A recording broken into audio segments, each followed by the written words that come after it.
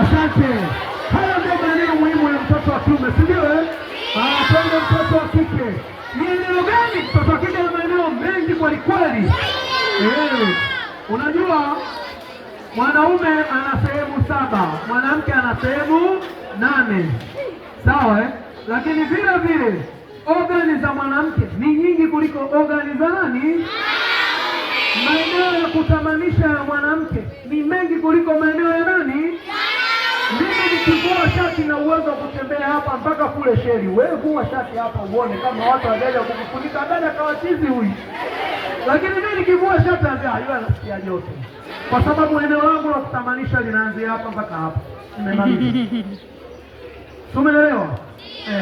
Hebu tuonyeshe maeneo ya kutamanisha ambayo unatakiwa kuyalinda kuanzia sasa. Eneo la kwanza kwenye matiti. Kwenye nini?